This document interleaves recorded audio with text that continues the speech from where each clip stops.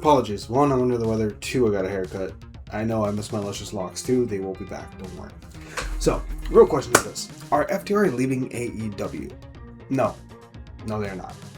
But let's talk about it. So, earlier this week, a news story came out that FTR are approaching a contract year with AEW. On the other side of the fence, WWE is interested in bringing or re-signing tag teams and nostalgia acts. Funny enough, this comes after they just fired a few tag teams in the New Day, the Motor City Machine Guns, and the Wyatt Six. But with AEW's tag team division arguably thriving, sure, now they want to compete and they're ready to throw around some big money. Now that, plus FTR being in a contract year, the question would stem, do they go back to WWE? And I mean, it's easy to say that they won't, but let's break it down further as to why. Why did FTR leave in the first place? Why did the Revolt leave? They loved tag team wrestling, and they were in WWE at a time when the tag team division was at its lowest rung. Now, obviously, that was when Voldemort was in charge of creative, and clearly Triple H is taking over, and he loves their tag team divisions, right? Now look, there are multiple problems I can point out. On one end, TKO and their penny-pinching ways resulted in those three teams being cut. I'm sure that that'll result in them bringing in some younger teams on the cheap, given that the New Day were making supposedly about $1 million a piece, right? So $2 million. For that, you bring in, let's say 3 teams, each guy getting paid $300,000. That's $600K per team. That's still only $1.8 million. You're still saving $200,000, and now instead of only having 2 guys, you have 6. I could see that being the reason. So on one end, I would argue they won't throw FTR the kind of money that they deserve. Next, I can also point to the unreliability of the contracts WWE stars are signing. Remember, multiple stars were asked to take pay cuts, and there were still cuts on top of that. You could still be released at any given moment. Now, for 2 men with a family and a dog, that instability might be what stops them from signing contracts with WWE. And then on top of that, there's also bad creative. And I'm sorry, I like Damian Priest, I like R-Truth, but they are not a generational tag team together. That's thrown together. Also was The Miz, and I can't remember his name.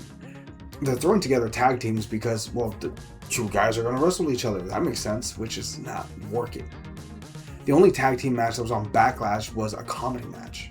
Now, if we go backwards, if you want to take out WrestleMania, there hasn't been a tag team match on a main roster show since Crown Jewel last year in 2025, and that was a women's tag match. You want to talk about the men's tag team championships, you would have to go all the way back to Clash in Paris last year in August 31st, 2025. I don't think tag team wrestling is a big deal for WWE, especially with only 5 match cards. And that's not to say WWE lack talent, right? They have a lot of talented wrestlers, they just don't know what to do with them. And if all of that isn't really enough, ladies and gentlemen, Tony Khan just said that 2025 was a record year for AEW in a sense of profits. I'm sorry, I'm sick, I'm still out of it.